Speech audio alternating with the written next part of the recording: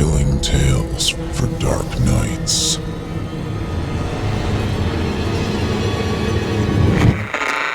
Want to make sure you never miss a Chilling Tales for Dark Nights video again?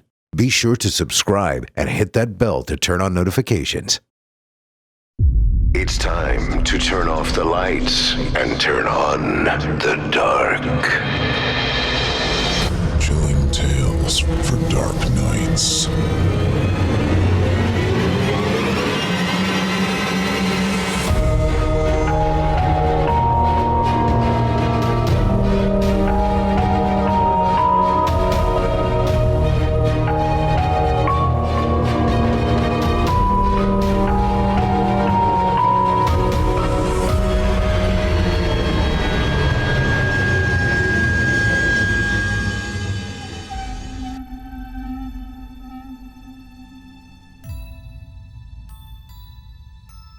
Good evening, listeners, and welcome to Chilling Tales for Dark Nights. I'm your host, Steve Taylor, and tonight's tale may have you eyeing out your front door a little differently, and your phone screen too. It's about monsters, but not the kind that claw or shriek or crash through walls. This one waits. It knocks. It smiles. And the scariest part, it doesn't enter until you say yes. Before we open that door, a few words of caution and support. If you enjoy what we do here, help us keep the nightmares flowing. Leave a 5-star review on Spotify, Apple Podcasts, or wherever your earbuds pick up those echoes from the dark. Watching on YouTube? Like, comment, and subscribe, and ring that bell like it owes you rent. Want even more horror? Visit chillingtalesfordarknights.com. For just $7.99 a month or less with an annual plan, you'll unlock ad-free episodes, early access, and stories too twisted for the public feed. And if social media is your thing, we're lurking on Facebook, Instagram, and X. Follow us for peeks behind the curtain, narrator features, and eerie extras. Now then, lock your doors, mind your instincts, and brace yourself, because the most dangerous monster of all is the one you welcome. Tonight's featured tale comes from a returning fan favorite, Jay of Horror on the Rocks. And if you've been with us lately, you know he's been on a tear. Jay's been featured in 3 recent Chilling Tales for Dark Nights episodes. Episode number 340, Storms and Spirits. Episode number 360, Last Rites and Stranger Nights. And just last week in episode number 370, Built to Break You, with his haunting descent into sleep paralysis and demonic rule following.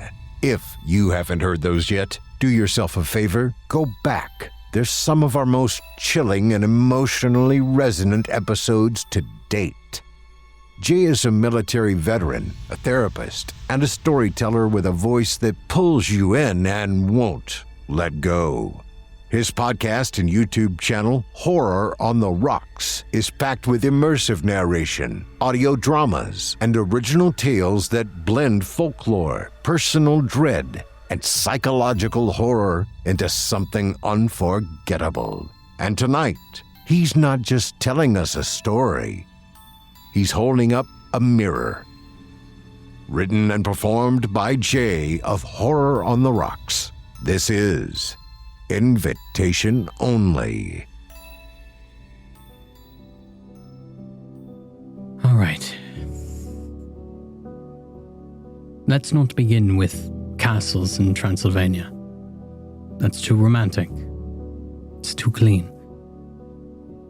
No, let's start further back. Before doors, before locks, when shelter was nothing but firelight flickering against door floors, and a hole in the wall where the world crept in. That place, the threshold, it was sacred. A line drawn not with wood or stone, but with hope. On this side, warmth, safety, and family. And on the other, teeth in the dark. We feared that line. We prayed over it. The Romans honored their household spirits, whispering to the Lares and the begging Janus, the two-faced god of doorways and transitions, to keep the chaos out. In Japan, they still press Afuda to their frames like sealing wax on the soul. In Mesopotamia, they buried charms beneath the steppe, as if fear could be buried too.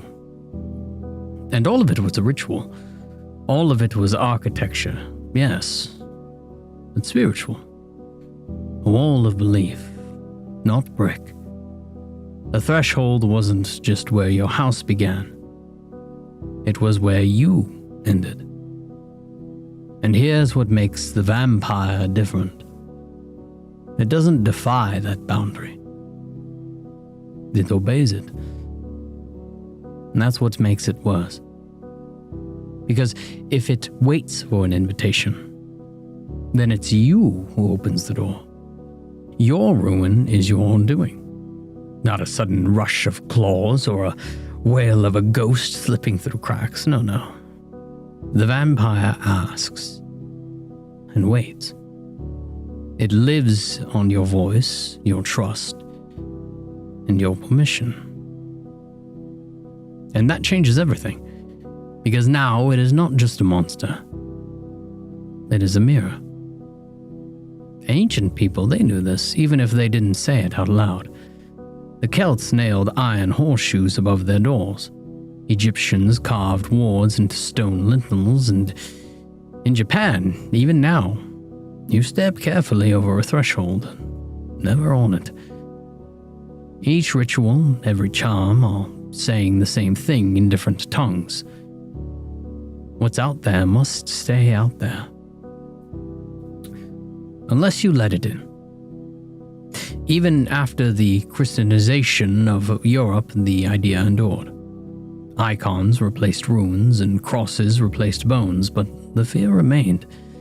The door frames were still a border, a fragile dam between the living and the long dead. And vampires?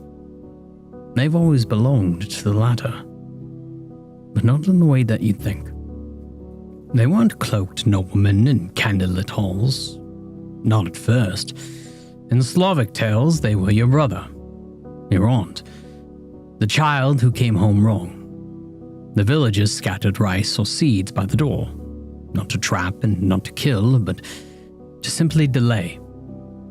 The Strigoi, cursed to count every grain before sunrise, would fall victim to their own compulsions. You see the same thing again in China, with the Genagashi, the stiff, hopping dead bound by riddles and rituals. And they weren't fought with blades. They were distracted. And we hoped that they would lose track of the night. Because force was never enough. We had to choose not to let them in. Do you understand what I'm saying? We tell ourselves that we're smarter now, and we have outgrown the fears of old. But we still do pause when the doorbell rings at night, still hesitate when an unknown number flashes on our phone.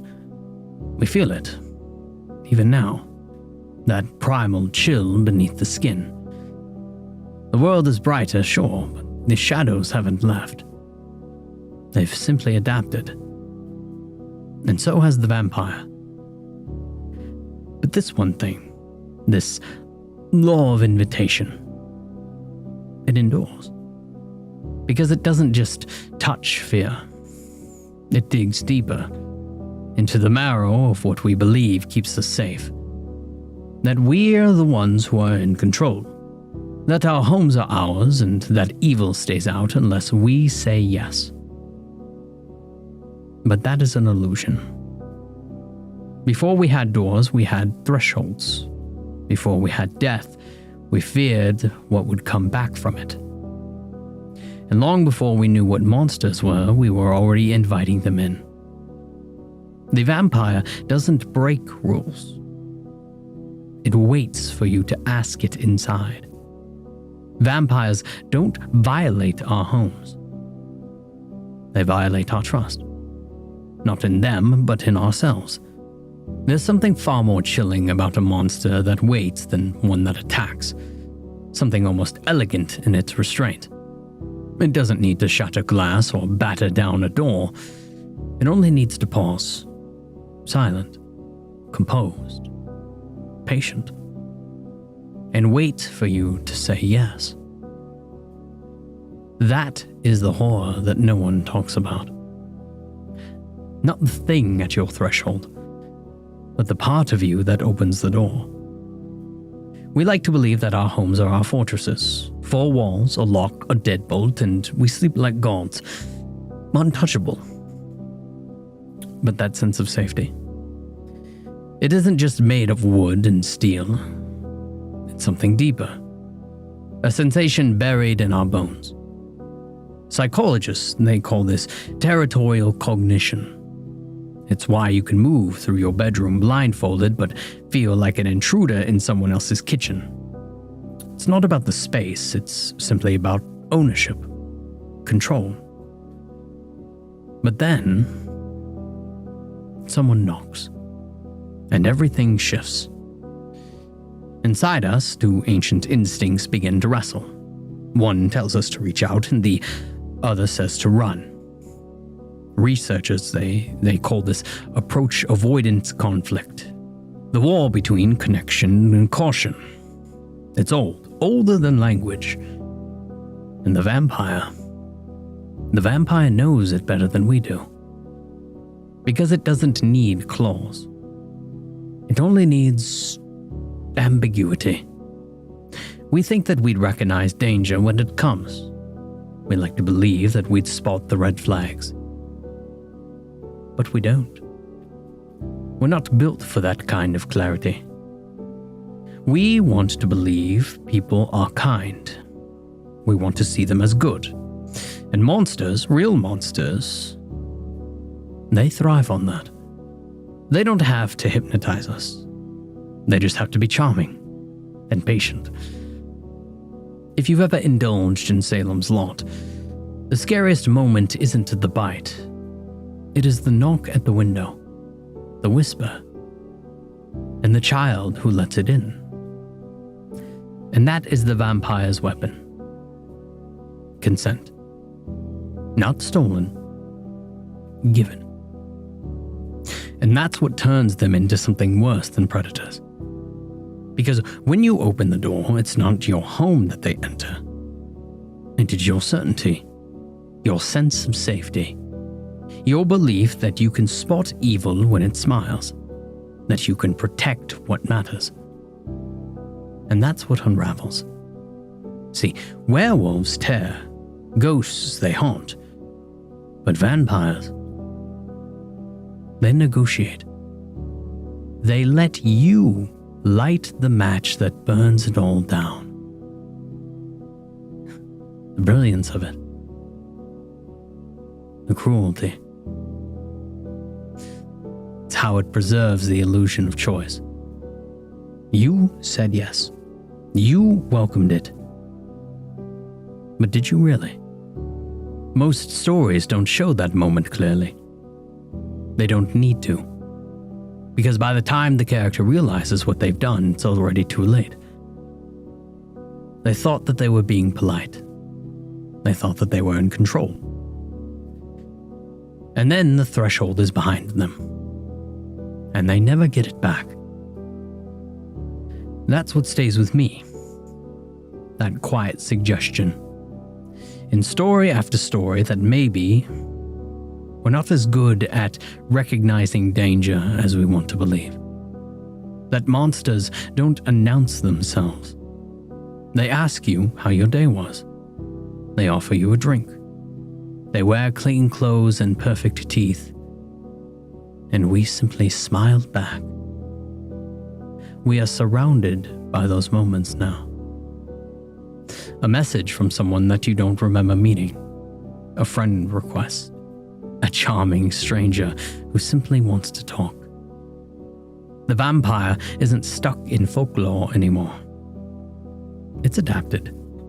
It's fluent in modern tongues. It moves like an algorithm now, not a shadow. But the rule hasn't changed. It still waits. It still asks. And we still answer. That's why vampire stories haven't faded. Because every time a character says yes, every time that they open the door, you feel it, don't you? That whisper, that question. Would I have done the same? But here's the thing. The vampire, those early ones, they didn't always know that. They weren't invaders. They were mourners. And that's what makes them unbearable. They don't come for conquest. They come because they think that this is still home. Because they think that you still love them. And that's the part that stays with me. Why else would they fixate on the door, the fire, the bed that used to be theirs? Because in grief, we beg for return. Death is too sudden and too wrong. The human mind doesn't know how to let go. We dream of impossible knocks, of familiar voices on the other side. Of maybe it's not over. Maybe it's them. Maybe they've come back. They were family. Wrong, twisted, familiar, but off. And then came 1897. Bram Stoker did something cruelly genius. He didn't invent the vampire. He refined it. Took centuries of gutter folklore, bodies coming back confused and hungry, and gave it etiquette. Gave it manners. Draped it in silk and silence and let it walk into Victorian drawing rooms without spilling a drop. He gave the monster restraint. He took the bloated, desperate Strigoi of the countryside and handed it a calling card, a castle as well as an accent. And then he did something even more terrifying. He didn't make the invitation rule a rumor anymore. He enshrined it. Dracula doesn't break in. He waits. Patient, cultured, polite. And that's not a contradiction. That's the horror. Because in a society obsessed with order, appearance, and social rules, manners are the perfect weapon. Victorian England was a world of lines. Between rich and poor, man and woman, proper and improper, and none of them were guarded with violence. They were guarded with etiquette. Who belonged and who didn't. Who deserved a seat, who was allowed through the door. And Dracula, he didn't ask for blood. He asked for respect. He arrived not as a beast, but as a guest. And refusing a guest, that was unthinkable. Hospitality wasn't just polite, it was sacred.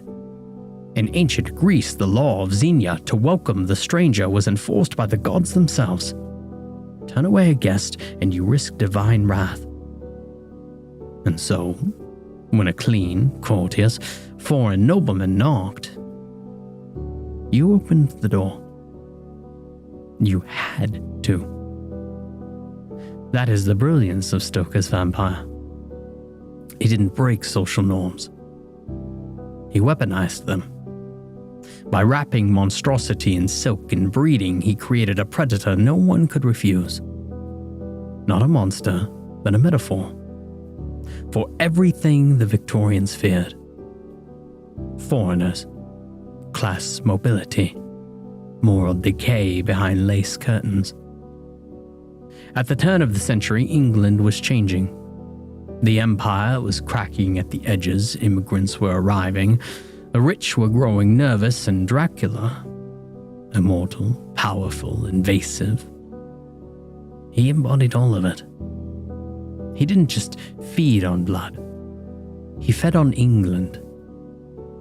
And no one stopped him. Because it would have been rude. We still live in the shadow of that reflex, that hesitation, that quiet, conditioned instinct to say yes when we mean no, to smile when we should run, to shake hands with the thing that we don't quite trust. Because to cause a scene would be worse than being devoured. And even now the vampire smiles. He doesn't knock anymore. He pings. He buzzes. He sends a friend request at 2 a.m. with perfect teeth and a shared interest. The threshold still exists, but it's not wood or iron anymore. It's passwords, push notifications, blue check marks, and suggestion algorithms. And just like before, the danger doesn't crash in. It asks. In the modern age, the invitation rule didn't vanish. It evolved. Every allow access, every click to accept, every app update and camera permission. It's ritual now. It's martyr bloodletting. We scroll, we tap, and the vampire doesn't have to seduce us anymore. We offer ourselves. And it doesn't drink blood. It drinks attention. Likes, views, engagement. Think about it. The vampire doesn't wait outside your door anymore. It waits on your lock screen. Right there in your inbox. On your feed. And the way that you let it isn't just with whispered yes, but with a flick of your thumb, a checkbox, a double tap. You invite it not out of ignorance, but simply out of routine. And the scariest part? Even the language has changed. Allow cookies, accept terms, grant access. All framed as choices. All dressed as invitations. And so we live surrounded by invisible doors. Not sealed with deadbolts, but with glowing buttons and friendly prompts. And behind each one, something is waiting. Corporations, algorithms, influencers, not monsters with fangs. Monsters with metrics. They don't sleep in coffins, they live in cloud servers. They don't hunt you, they track you. They feed not on blood, but on attention, and the more that you give, the stronger that they grow. And just like the old monsters, they cannot enter without consent. Only now, the consent is buried under legal jargon and dopamine triggers. Shiny red hearts, double taps, push notifications that you might like this. And we do. And that's the problem. Apps that promise intimacy, short bursts of connection, a stranger who seems to get you. And it's fine. Until one day you realize how much of yourself you've given away. Not all at once, but piece by piece. That is the genius of the modern vampire. It doesn't seduce you with mystery. It shows you yourself. Because the vampire doesn't need to break in anymore. You let it in. You invite it. And the fear? It's no longer about death. It's about disappearance. Not loss of life, but the loss of privacy, of time, of identity. You don't feel the bite. You feel the drain. We scroll, we click, we swipe, and we empty ourselves by degrees. It's no coincidence that we talk about this in vampiric terms. Hooked, addicted, drained. Because we built the system that feeds. And only now the sustenance isn't blood. It's you. And the worst part, we still think that we're in control. But the vampire doesn't knock on wooden doors anymore. It taps on glass. Strip away the capes, the coffins, the gothic romance, forget the fangs, and forget the castles. At its core, the vampire has always been something far more intimate, far more dangerous. It's not just a predator. It's a reflection of fear, of desire, of the tiny, quiet choice that we make when no one else is watching. And on that rule, the invitation has never been its weakness. It is the test, not of the vampire, of us, of who we trust, of what we ignore, of the way that we justify the unease of our gut just to avoid saying no. The invitation doesn't weaken the monster, it exposes the vulnerability of the host. Because the threat was never outside. It was inside all along. You said yes. Across every continent, every culture, every century, the vampire has changed its face, its language, its mask. But never its meaning. In the plague years, it was unquiet dead. In the Victorian drawing rooms, it was the outsider dressed better than you. And today it's in your inbox, in your feed, in the glow of the screen that you can't stop looking at. Not all monsters kick down doors. Some knock politely and wait for you to choose wrong. And that's what makes it so terrifying. Not the bite, not the blood, not even the death. It's the realization, the quiet, arching truth that you let it happen. You saw the pale face, heard the unfamiliar voice, felt the cold wind curling at your door, and you opened it anyway. Not because you were foolish, not because you were weak, because you are human. And the real vampire isn't just something waiting in the dark. It's the part of yourself that wants to say yes. The whisper that says it's probably fine. The instinct that you push down because it feels rude to close the door. Because you want to believe the best. Because doubt feels heavier than risk. That is why the vampire never disappears. Because the question it asks is timeless. Who do you trust? Who do you invite? And who do you become? Every threshold holds a choice. Every invitation is a risk. Sometimes it wears fangs, sometimes it wears a smile, and sometimes it comes through the screen. But always, it waits for you to speak. Because in the end, the story was never about the monster. It was always about us. And the terrible, fragile hope that this time maybe we will choose differently. I suppose that's what makes it all so terrifying. The realization, slow sinking and irreversible, that you let it in. You heard the knock. You looked through the glass, saw the pale face, the tired eyes, the softened voice, and something in you shifted, not out of fear, but empathy. And still you opened the door, not because you were naive, not because you were foolish, but because you were kind. And that is what breaks me most. You were the kind of people who believed in warmth, even when the world had gone cold. The kind of people who ask if a stranger is all right before asking what he wants.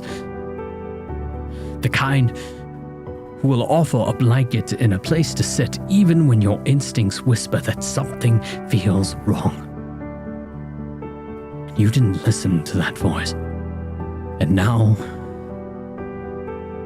you never will again. You're still here, just feet away. The two of you curled into each other on the couch. I can still see the teacups on the table. Steam long gone, sugar still clinging to the rim. You died holding hands. Even now, drained and pale, you look peaceful. You look like people who died believing that they had done something good. And in a way, you had. You saw a man standing in the cold and you let him in. God, I wish that I could say thank you. I wish that I could tell you that it was not your fault. That I fought it. That I tried. That something stronger than me took over. But it would be a lie, wouldn't it? I knocked. I waited, and I smiled the way that I learned to smile. And when you opened the door, I stepped across the threshold, gently, gratefully, as if I deserved it. But I didn't. I don't. I've watched centuries burn down behind doors like yours. Doors opened by people who wanted to believe the best. People who thought kindness could save them. I've seen the same moment replay again and again. Different countries, different tongues, different lives. And it always ends like this. With the warmth gone. With blood cooling on the floor. And with me, sitting in the dark, wishing I was something else.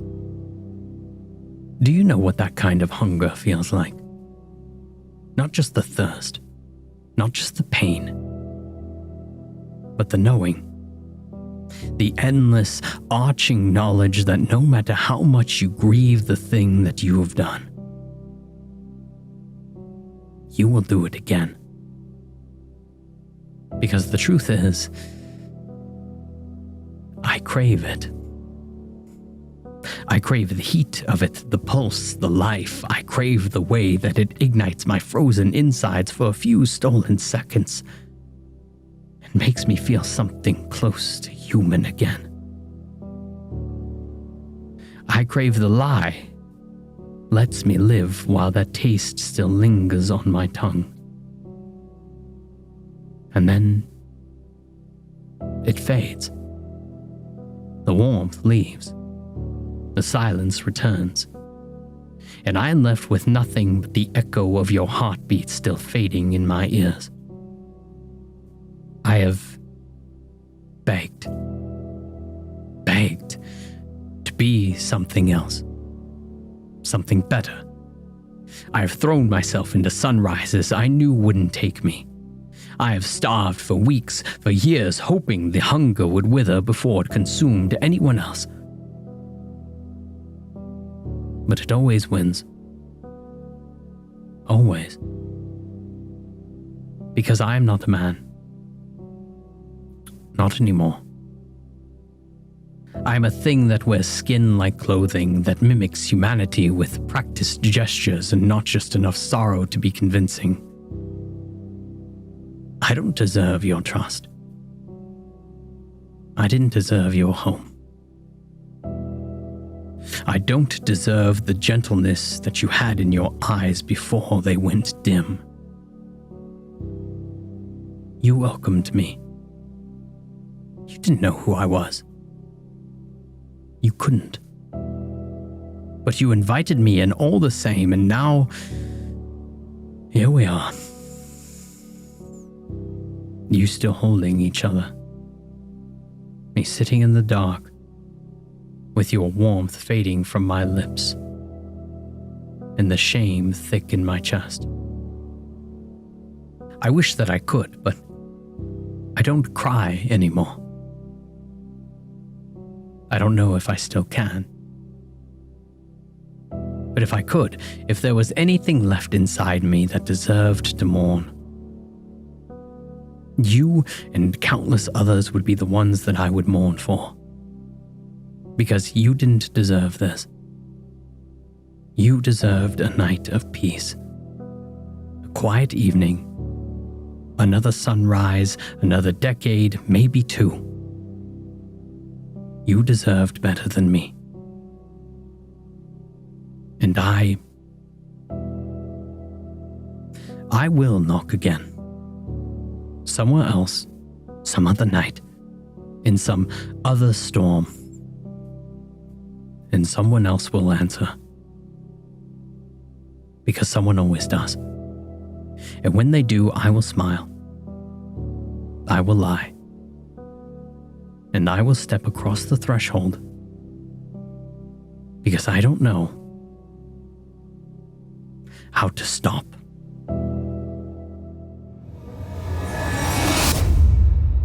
That was Invitation Only, written and performed by Jay of Horror on the Rocks. Some monsters steal, some devour, but the ones that wait, that charm, that ask to be let in, those are the ones that stay with you. Jay's storytelling here is masterful, wrapping ancestral fear around the scroll wheel of your feed and reminding us that we're not as safe or as smart as we think we are.